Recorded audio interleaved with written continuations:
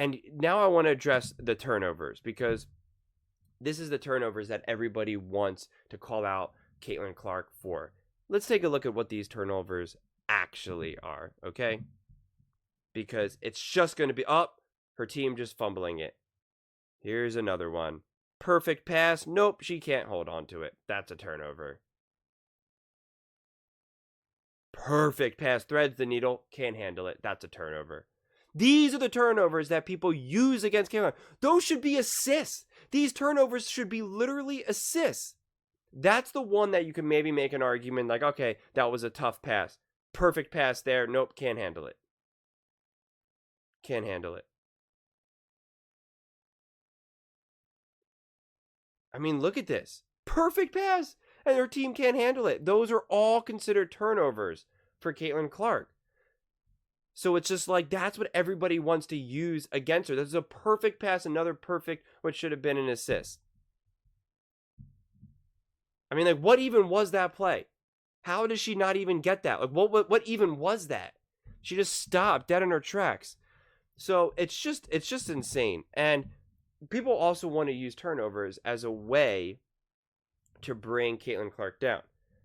This is the players with the most turnovers, total turnovers now, in NBA history. Okay, you tell me what stands out to you. LeBron James.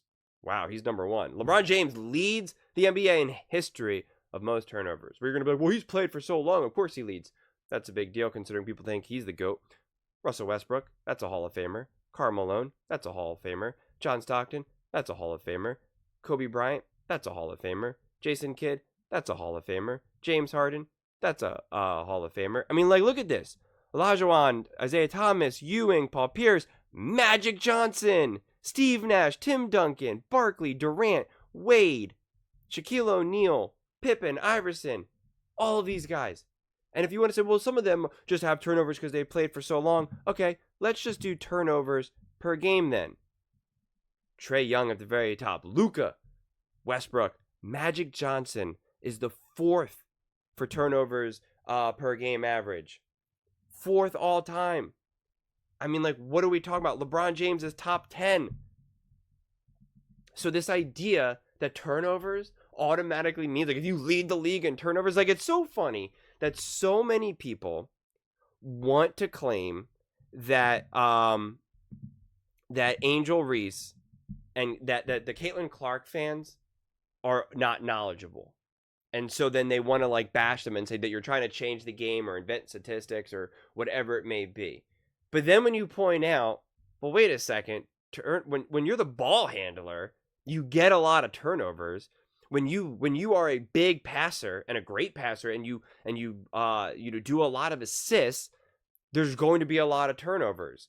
And yet no one wants to acknowledge that, like, literally LeBron James is the all-time leader in turnovers, and he's considered to be one of the most amazing passers of all time. And if you're not a LeBron James fan, well, you can't be anti-Magic Johnson. Magic Johnson is literally top 4 in turnovers per game, and was, especially even before LeBron, was considered to be the most gifted passer of all time. And remember, Magic Johnson's career was also cut short, and so he would have had even more total turnovers as well. So this idea that that's what they want to use against Caitlin Clark and help pump up Angel Reese, it just is absurd to me. It really, really is.